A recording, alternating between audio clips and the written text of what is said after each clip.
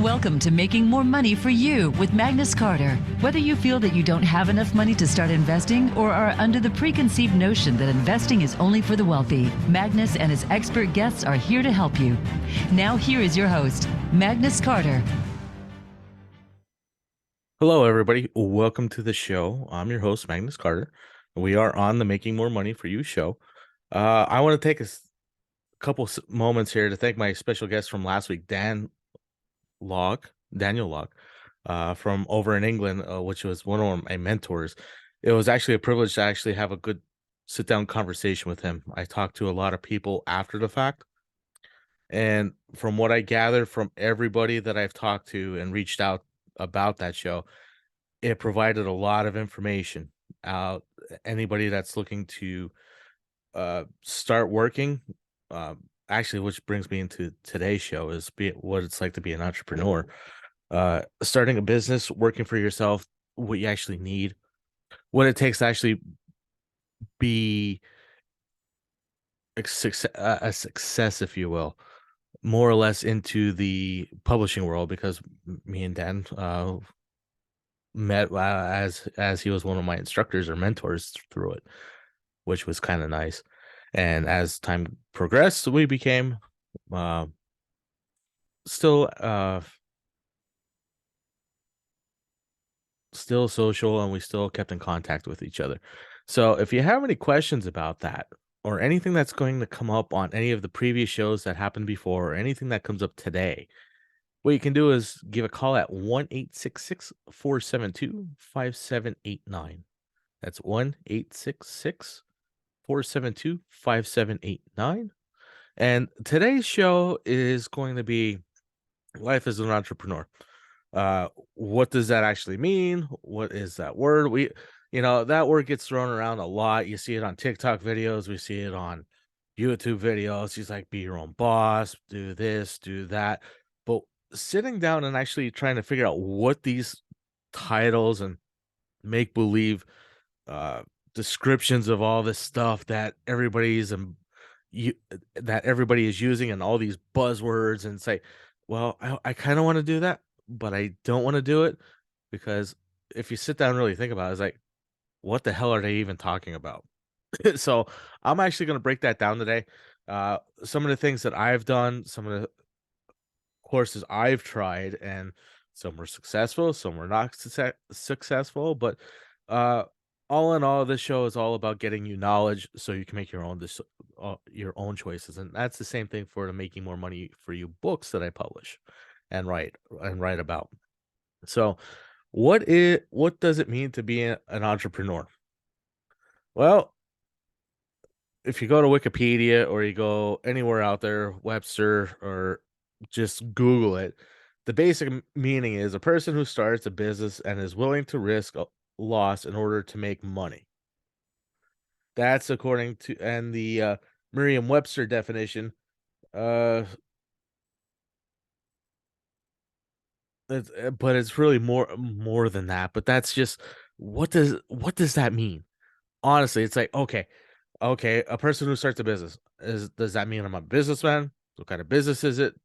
Does it go from A to B, B to C? What is considered a business? Honestly. And what's the risk of actually losing money to make money? That is kind of a conundrum, because nobody really wants to lose money. Everybody is always want to either break even or win money on it. It's like going to the casino. Go there, you play the lottery with the notion, it's like, oh, I'm gonna win money, I'm gonna do this, or I'm gonna break even. If I break even, it's a good day. But 9 times out of 10, you actually walk out of there owing, you give them the money, they're very thankful for you, and then they give you a couple points so you can come back for the free buffet. That's basically what the casino did. But in the business world, as I'm finding out, because of the adventures that I'm on and been taking part of, is to start a business, you need to have a goal in mind. It's like, what do you want to do? Where do you want to end up? Where does your life want to end? And that is a very open-ended question. And on top of that, being open ended, it's very cryptic. And by the way I mean cryptic is like, well, I don't really know what I want at the end because everything keeps changing on me. And that is an honest fact about that. So as we continue changing our lives and our directions, we have to have a plan in place, or as we talked about last week, a little roadmap, little squiggly marks, of how to actually get there. Sometimes you stop, sometimes you backtrack, sometimes you go to the right, you go to the left, you go forward, you hit a brick wall with it. But you don't stop. That's the thing. The soon When you stop and you give up, and that is really when you fail. And I know we talked about failure a little bit before last week, and I know I've talked about failure on prior shows, especially with a lot of the guests that I had on here. Is it takes a lot to actually get up from failure, not only emotionally, physically, monetarily. It's more of a passion that you have to actually move forward after you get there. Because a lot of people, I know I've been part of this myself, is when I fail, way back before I learned a lot of tips and tricks I'll talk to you guys about today, is I would sit there and wallow in it for a while, and I would end up wasting time. It's like, well, I failed. I'm like, I'm no good at this. I didn't do this right. I didn't do that right. And then all these thoughts come into your head that just sit there, and they just multiply at an alarming rate. And everywhere you turn, you feel like that they're actually telling you about it, how you failed and how you did this wrong and how you did that wrong. But over time, and actually over the the journey that I'm on right now, and I'm still learning this, is I'm actually finding ways to take those things that made the failure happen, and trying to figure ways either around them or to correct them. And when I'm doing that, is I'm not really wasting time. I'm taking the time to be productive with it. I'm not stopping. I'm not sitting there letting the mentality creep in. It's like, oh, you're really not good for anything. So when you stop and take a look at those um stray thoughts that you get in your head, and you analyze them, and it's like, oh, okay, well, this absolutely has nothing to do with why it failed. You just get rid of it. And my point being is, with with learning how to fail, you start to learn how to succeed. You learn how to not do things, and you find ways to do things better, more economical, more time efficient. Um,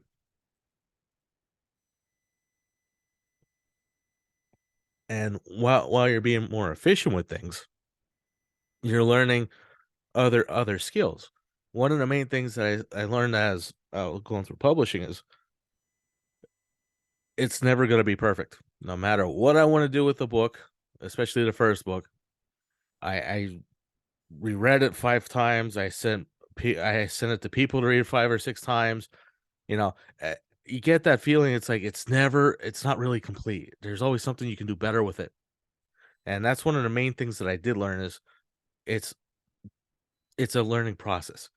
You have to get the book out there because I'm not the well, I was part of the target audience that I wrote the book for, but the book is out there to make the readers uh, learn and actually advance themselves on top of things. So I learned that is nothing is perfect, and even when there's flaws with it, I actually look at all of my reviews out there, all 200 and some reviews on the first book. The most, the biggest thing that I had, biggest issue I had on that is there's a couple of spelling mistakes and a couple grammar mistakes. Okay, but I never got any feedback on the content, that the content was wrong, or I didn't explain something properly, or if it was way out there, it's like, oh, I wish there was more of this or there's more of that. Well, there was actually comment that there should have been more examples, but I can only explain math one of two ways by doing a couple examples. Everything after that, it's repetitive. It's just filling in the variable with something else. So I understand that person's point of view on it, but on my thing of it, if I had to do 6 or 7 examples of the thing, I would have a size of a textbook, and nobody would buy the book because it's so big.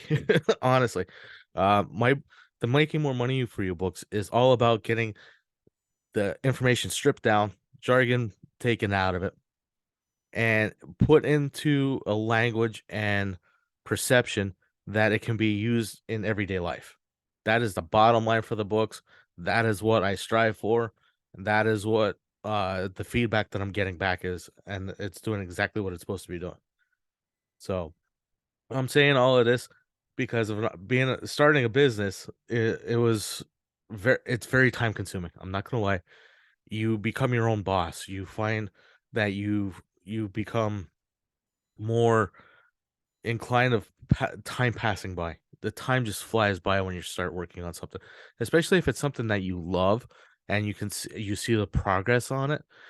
Uh, there's days and there's nights where I work 6 7 hours, and when we were talking with Dan last week, there's days where I forget to eat, and being working 12 13 hour a day and forgetting how to eat, that's a major thing. But you do have to, when you get like that, is you actually, it might be smart to actually set an alarm. It's like, okay, well, and then when the alarm starts, it's like, oh, it's this time. I'm like, all right, I got to take a break and grab something to eat, because when you start winding your batteries down, as I've been finding out, is you're more prone to sickness. And when you're sick, you lose time because your body's got to heal. You got to get the um, your energy back. You got to get your mind right. A lot of things get out of whack when you don't take care of those things. And that's one of the things that definitely is a must, is you need to take care of your health. So as we're looking at what an entrepreneur does, is the risk of loss in order to make money, that part. Well, we have to determine when you're going into business for yourself, is what's an acceptable loss. Is it $5? Is it $500? Is it $5,000? Is it uh not able to sell anything? Is it backstock? Is it the so many customer returns or complaints that is considered a loss? And the only person that can really answer that question is the person that's running the business. That has to be well drawn out before you even start doing anything. As a couple of things that I've tried before was, I've tried doing Amazon FBA. I tried to be an Amazon FBA seller. And a very bad time is because I started that course. I took the course. I bought the course. They made it sound like super easy because it was an ad. It's like, oh, you can do all this stuff. You can do this. You can do that. You can, we'll break it down for you. We'll get you help and all this. And the list goes on and on and on. But what I found out with that course is they sit you in front of a video and say you in front of videos. You answer a couple questions, you take a test at the end of it, and then you move on to the next module. Like, okay, it doesn't really go answer too many questions about things, but it's just enough to keep you interested to go to the next one. It's like, oh, okay, what's happening in the next module? And it builds on itself a little at a time, until you get to the end of it. It's like, that's the end.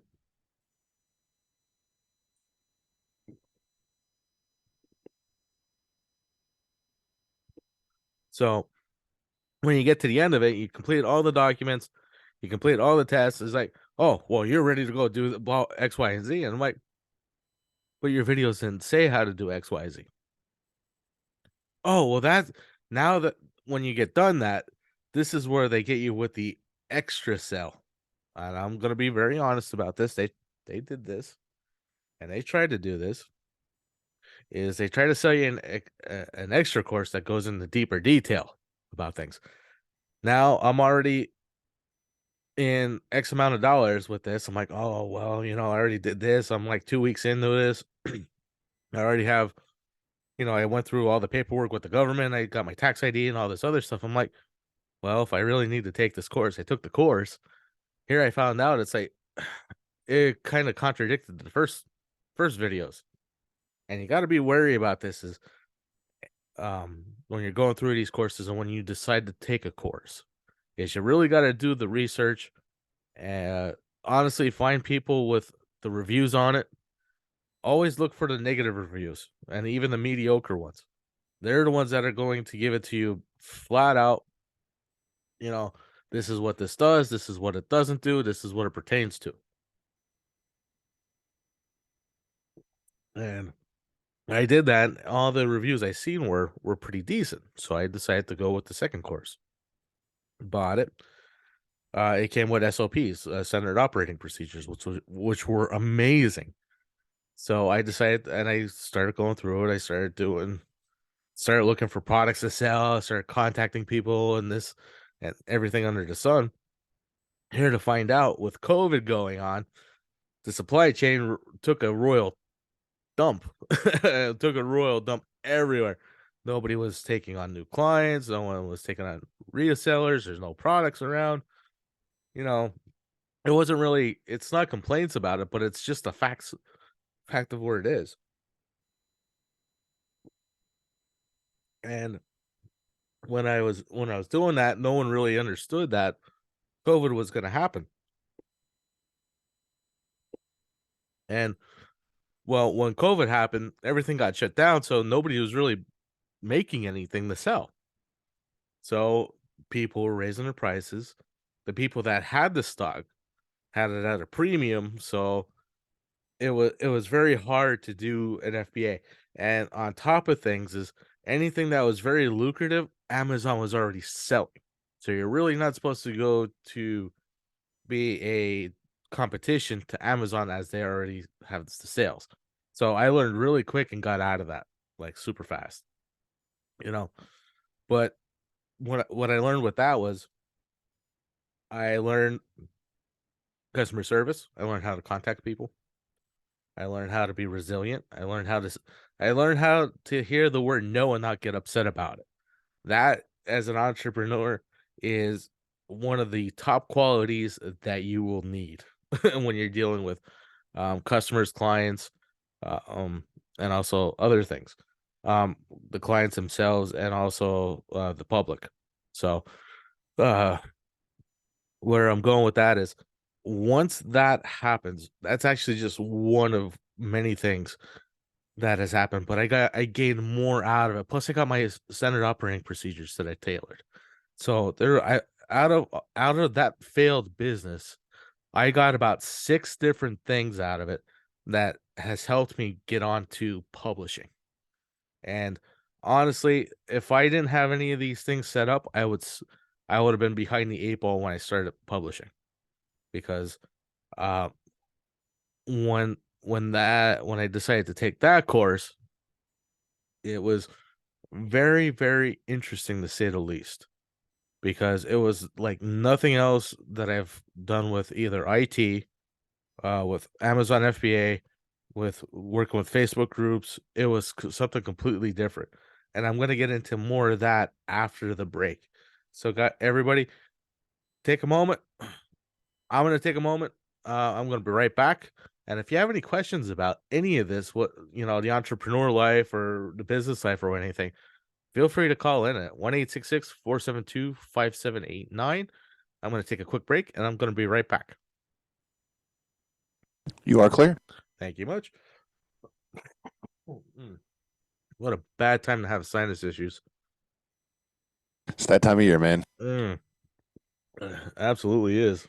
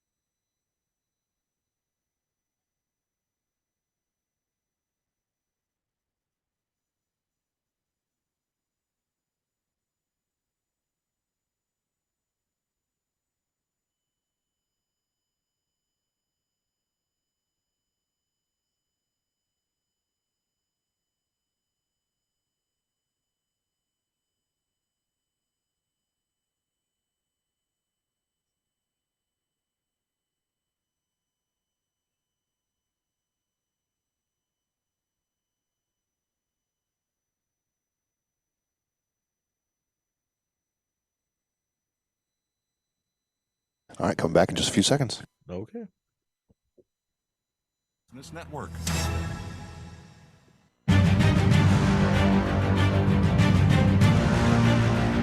You're listening to Making More Money for You with Magnus Carter. If you have any questions for Magnus or his guests, join us on the show at 866-472-5789. That's 866-472-5789. Now back to the show. Here is Magnus Carter. Welcome back, everybody, or if you're tuning in, welcome to the show. I'm your host, Magnus Carter. The first part of the show, I went over what it was to be an entrepreneur and how I actually got started in actually owning my own business with what ended up being a failed Amazon FBA business. But with that failure, there came a lot of great positive things out of that, even though I spent time, money, energy, and other resources on it. A lot of benefits have come out of that. One benefit that I have found out is I found out what kind of entrepreneur I am.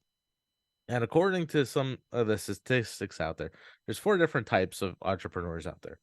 One that's coasting, where it's like, okay, I'm gonna go try this, or if it comes my way, it's like, all right, I'm gonna invest a little bit of money into this, see what happens to it, and if it goes well, I'm okay with it. If I lose money on it, I'm like, I lost some money on it, and that's all they do with it. That's basically all it is. It's like they want everything done for them, and it's like, oh, it came and went.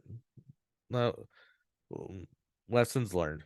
Now the second type is a conservative one that is very these. I would classify this one as the penny pincher, the one that wants the $1,000,000 but only spends pennies to try to make it. They want the best of everything done, whether it is the best products that they can buy. They want the top-notch staff working for them. They want, on top of that, is the ridiculous amount of um social buzz and fame that goes with it, but really does want to pay that doesn't pay anything for it. They pay the bare minimum, and it's like this is all you're getting, even though the next step is like $1 or 2 more. You're not getting it. We're staying within our boundaries right here, and that's all it is, and that's what they're happy with.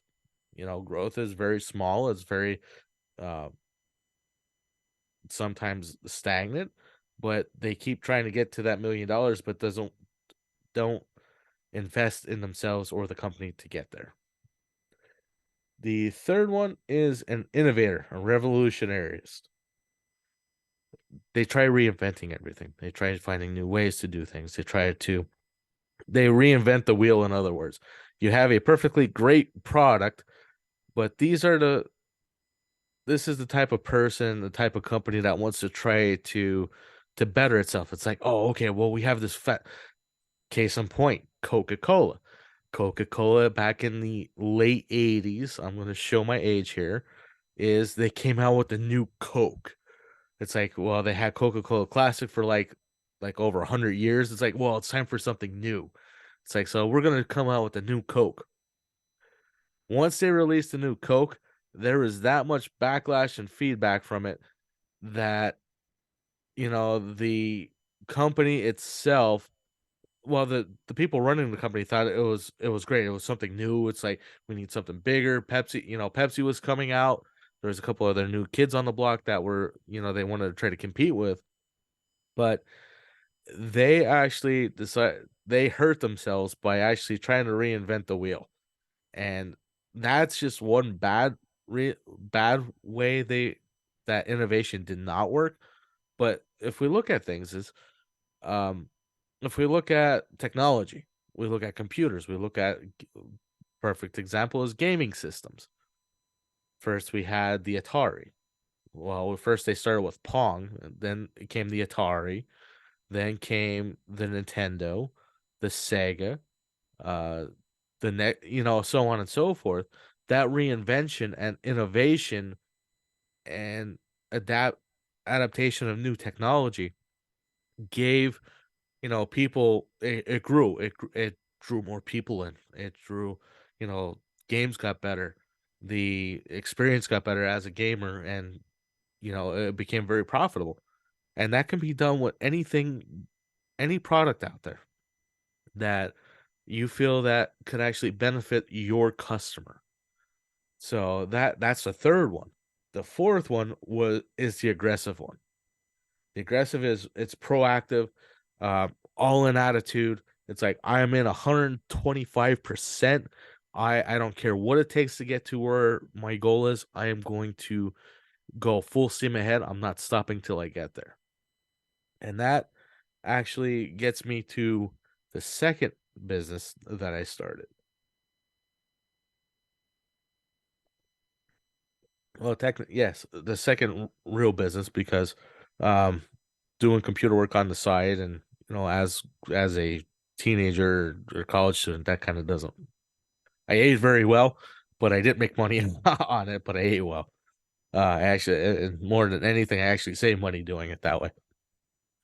But being aggressive is, when I seen the ad for the publishing company, the publishing course, I'm like, I can do exactly what they're doing. My mindset switched from, well, I was coasting when I seen the Facebook. I got a little aggressive and a little innovative with it, and but it failed. I tried being innovative at the wrong time, and I actually got in at the wrong time, which it was. So I cut my losses and I went to publishing.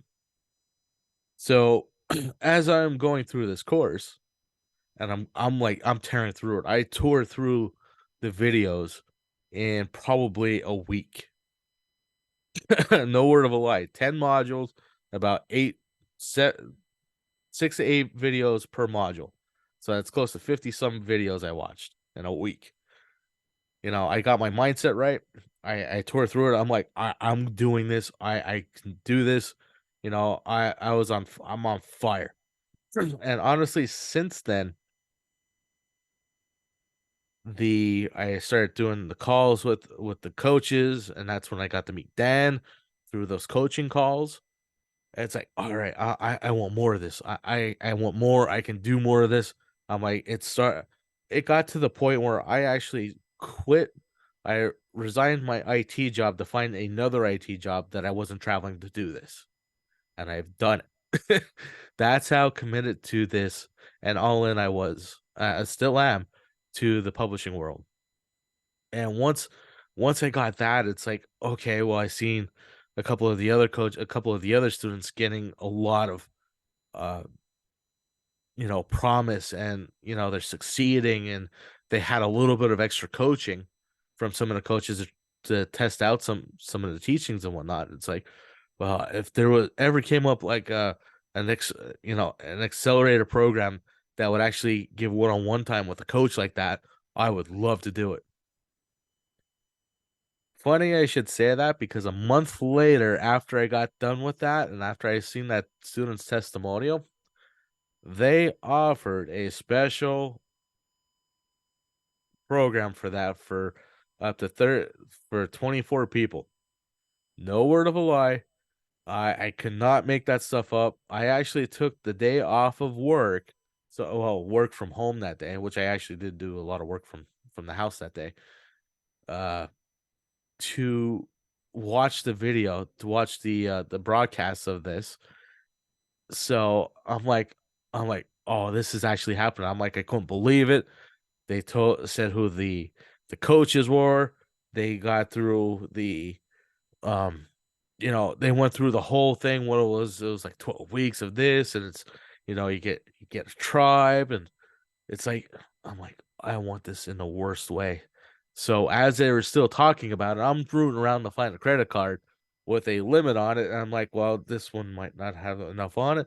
This one would be, oh wait, I just got this new credit card out with a very high limit on it. I'm like, okay, I am ready. Let's do this. So once that happened, was the influx of people that signed up for it broke their server and their website, because of all the people that actually wanted this in the worst way. So I found a small loophole by doing this. I actually tried. I actually paid an extra $500 for the course that they offered by doing it as a payment plan, just so I can get into the course. No word of a lie. I honestly did that, and it said I was in. I'm like, are you serious? And then they were actually going through the names as they signed up for it over there, and there was another person with the same first name. I'm like, no, I wonder if it's that person or if there's another one. But it turned out I got my emails, and then when that email came in, it's like, all right, this is perfect. I went to go try to sign in and try to pick my day of the week for our meetings and whatnot, because one of the things that it came with were we had 12 weekly calls that were about an hour and a half, 2 hours with the coach, and we went over every little nitty gritty thing about your books, about the publishing life, about everything, and it was wonderful. It was like one of the best experiences ever, and that just drove me further. And the skills I learned by doing that, some of the skills that I have learned from that course were communication, the ability to inspire others, and as I was being inspired, on top of that is one thing that was actually talked about quite a bit, especially on in the early course, was how to manage stress management, taking care of yourself, making sure you're in the right frame of mind. And those items are absolutely positively a necessity for anybody out there in business and dealing with any form of public, customers, clients, even your workers. You need those items to do it. And I learned how to be adaptable. Uh, Even though I try not, I like things that are in sequence and I like things that are drawn out, but there are a lot of the occasional things that happen to to to life where we can't actually be accountable for what actually, well, we are accountable for what happens next, but we can't really understand or even prepare for what may happen. And being adaptable is and changing to the current needs and trying to figure out where that change will actually come and get you to your goal, whether it's a couple extra steps or if it's actually a couple less steps. So while I was doing this, it was ridiculous. I released my first book. Yeah. I wasn't expecting too much out of the first book. Uh, I got the review. It was one of those things where it was surreal because when you create something and you're seeing it being created, it's like it's not really done. You get the Da Vinci type of thing going on. Is it done? Is it not done? I can tweak it a little more. And then you get the fear of actually being able to set it free and let it go and let it be its own thing. I had a little bit of that. I'm not gonna lie, that is completely normal because you don't understand or how it's going to be taken by others. And one thing that I have learned by being in my tribe, Sisu tribe out there, giving a shout out to all you guys, they're still working, is one thing that I hearing how they're doing their work and how I'm working is not there's no one wrong way to do it.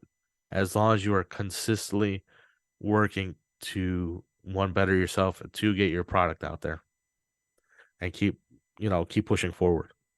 Doesn't matter if it's 1 month or 10 months out. And honestly, seeing and hearing that over the years, over the last couple of years working with them, it's been wonderful.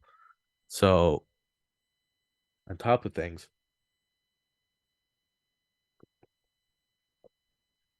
the the thing that really, really drives it home for me was once I created the book and set it free, and I got the first couple reviews on it, I didn't know what to expect.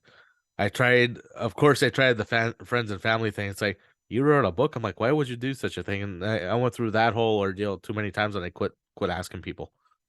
Or they would say, oh yeah, I do it. And of course, it never happens. They just got a book out of you. It's like, oh well, but that was to be expected, especially with this day and age. Yeah, I understand we're all busy, but so even with some of the guests on the show, that was one of the things to be on the show is to review the books. The reason why I asked my guests to review the books was mainly to make sure that my content was right, that everything that I'm talking about and we're talking about together will actually help somebody. And if it doesn't, I want to know so I can fix it and then rewrite it and get it out to them, get it out to the masses so it is what what you're getting for what you pay for without the jargon, everything broken down, and it can be adapted to any type of life out there, anybody's life. So that was one of the things, and even then, talking with some of the guests and stuff, then like once I even quit doing that because I got the reviews I needed to see and got out to hear by the people out there that bought the book already. That actually went out, spent their money, read the book, and actually had and were I'm fortunate enough to have them leave a review. And those mean more to me than basically anybody out there. So this is constantly a learning thing for me, as it is a learning thing for every business person out there. Because as these days and times are changing, we got to change with them. If you don't change and you don't learn how to this is where the adaptability and the vision comes in. If you don't keep your vision, your your sights on your vision, or adapt your vision to that could be even better, or adjust it for where you're at in life, you're spinning. It becomes a race, and the mindset actually falters quite a bit. I've I work on that quite a bit myself, even though I have 4 books out. I have the 5th one that I'm finalizing, and I'm starting to work on a bunch of other projects. It feels the same way I want every time I'm ready to release a book. Honestly, and I hope that feeling never goes away, because once that feeling goes away, it just becomes another cog in the wheel. It's like it's another book out there.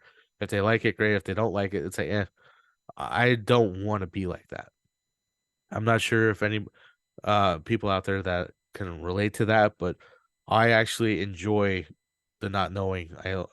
The little bit of anxiety and the curiosity of what people actually think about it, because it's these books are made to get the knowledge out there, like I said before. So as long as I'm doing my job to communicate to my readers out there that are reading the books, I'll keep doing it.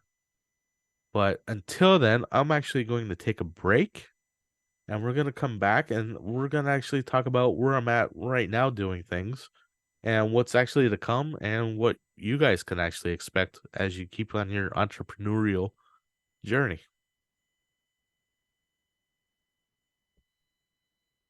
You are clear. Thanks, Josh. Oh, excuse me.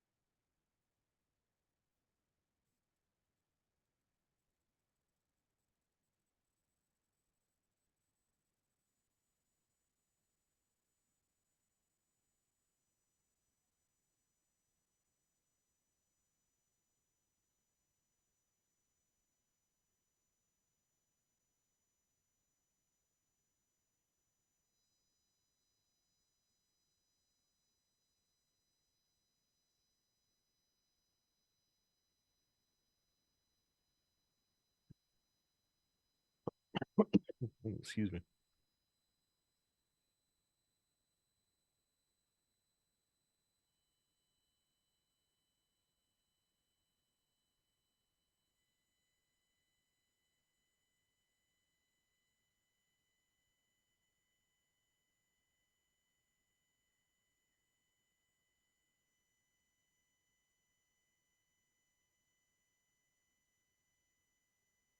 Coming back. Okay. To making more money for you with Magnus Carter. If you have any questions for Magnus or his guests, join us on the show at 866-472-5789. That's 866-472-5789. Now back to the show. Here is Magnus Carter. Hi, everybody. Welcome back to the show. If you're tuning in, welcome to the show. The first two segments were kind of very interesting. I talked about my first failed business, how I went from that first business, what I learned from it, to go into the second business, which was publishing. And actually, this part right here is where I'm actually at now and where things may go. So, one thing that I have found out about a lot of stuff in general. I know stuff is a very broad and relative term. I'm going to break it down into this. I learned through my journey as an entrepreneur, I met a ton of fabulous people. I mean, my network has grown significantly from from when I was working in New York to coming home to the little town, the little regional areas in Pennsylvania, rural areas, to expanding to worldwide. And honestly, to be able to be on the air with talking to you guys about what I've been doing and how it actually, and some things that can actually help you guys out as well. And that's the main thing that I've always stressed, especially when I was asked what kind of book do I want to write? Well, what topics do I want to write about? Do I want to write about sports? Do I want to write about cookbooks? Oh wait, cookbooks weren't necessarily allowed at that time, but they are now, which is kind of funny. That's a topic for another day. Do I want to write about computers? I spent many years and many nights working on computers. Do I want to write about them? And when I sat down and I thought about it, out of all the traveling I've done, and on top of where I've been in the world, uh, my journey from an employee to an employee slash entrepreneur, a business owner, is the thing that came natural to me was writing about finances, investing, money management, what's out there, what's the current things that are going on, like the crypto book that I had out, decrypting cryptocurrency. What are all these buzzwords? Why is this so important? You know, I sat down and actually had to think about it, because as an IT person, I really didn't understand the technology of it. So I honestly sat down, took the time out to learn about all the technology that's related to cryptocurrency. And it's very intriguing, honestly, from way back in the 90s when this was first developed. If you think back in the 90s, um, what was actually going on is we were still watching TV. The internet was just being born. The uh it was still a mall area. Online shopping wasn't around, or it was just starting to come around. Until back then, writing programs and whatnot in like basic, 10 this, 20 that, 30, 40, writing basic programs. And it started all the way back there with a visionary to do this. And learning about, as I learned about more of the crypto stuff, crypto technology, the blockchain, what an NFT was, and that there's over 10,000 different types of cryptocurrency that are out there that have failed or are still going on. It was ridiculous. And I actually had to pull back quite a bit because my geekiness and my nerdiness that was coming out, learning about all about the tech. And um I had to pull it back. It's like, well, I'm writing about the financing stuff here. I'm like, how can I explain these terms and how the inner workings of it that somebody it's like that honestly just has even a cell phone or not even have a cell phone, understand this stuff and maybe want to invest in it, try it out. And that's, that book that took a while to sit down and actually think about. Uh, you know, every time I tried to do a tech word here, a tech word there, I seriously had to break it down. It's like, well, what does this really mean? Well, what does that really mean? How does this byte work with that byte? Where in the chain is this stuff? So after sitting down and realizing what it does and how it actually works, it's very it's a complex beauty, if you will. And that's what I've been learning about that. And while I was promoting that book, I got to speak all around the world. Honestly, from Australia to England, Canada, Mexico, um, France. I worked with some people over in the Middle East in Dubai, writing articles about all this stuff.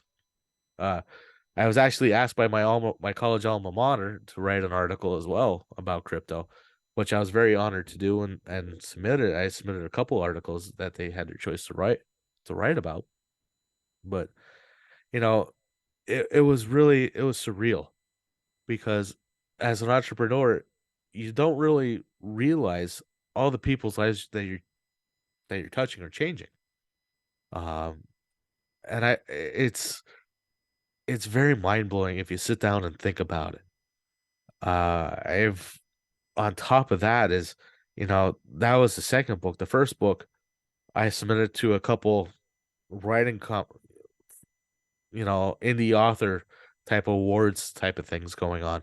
And I tried it out. I'm like, all right, I'll try it out. I made some contacts with some of the people and some of the judges. And after they got done judging it, they reached out. It's like, we loved your book. Um, it's wonderful. Hope you keep doing it. Your books, hopefully you can uh enter your next books into the contest and whatnot. So I'm sitting there thinking, I'm like, all right, I did that. And the one day the EOLIT Awards, I'll never forget. I'm like, well, it's like $70. I'll put it in. What's a little bit more promotion for the book? So I put it in. That was that was in like October, November. That May of last year, got an email with the awards in it. I'm like, it didn't win any of the other ones. I'm like, I'm not even gonna look at it. A week later, I'm like, I'm really curious about this. So I went back and found the email before it got deleted out of my bin, my trash bin, and looked at it. I'm like, out of nowhere, it took the gold. And I had to look at the competition that it took the gold on. And I was very pleased with it. I was very honored. I'm still honored to this day about it. And that's another thing that keeps me not more or less the recognition of the gold. It was more or less that people found value in the information that was in the book. And it made it to their standards. And it actually made it to the standards of some of the people that were writing and investing for over 30 some years plus. That was a giant feather that I felt lifted. It's like, I know I'm doing the right thing. And that's one thing as an entrepreneur, you get those gut feelings. It's like, well, I don't know if I should do this, and I don't know if I should do that. But what some feelings are more you feel you can associate more with than others. Like the crypto one, like the Bitcoin. I wanted to invest like $500 back then in crypto. I tried to get my friends in, a couple of my friends into it. It's like, let's all put $500 in. Let's do this. Let's let it sit. And we'll wait like 10 years. We'll come back. We'll take a look at it, see where it's at. Yeah, after going back to that, we would have been multimillionaires. So that was one of those things where I quit. Um, when I started the business stuff, I look back at those experiences, and that's when that's when I became more aggressive with things, honestly. And sometimes you do have to be aggressive, and you got to take that chance. The chance was even the risk for entering the book competitions were okay. It's 80 to $100 per book contest. Like, okay. I looked at my margins. I looked at my advertising and marketing expenditures. I'm like, okay, I can handle this. If anything else, it gets the book out there in front of new people. And once, you know, after the second book, after I started doing that, honestly, I have been asked multiple times to have my books in their competitions and also book fairs.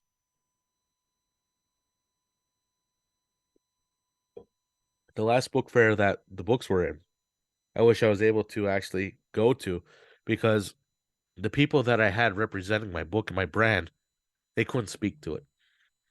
They couldn't answer the questions that the readers wanted. They actually wanted to be there for it.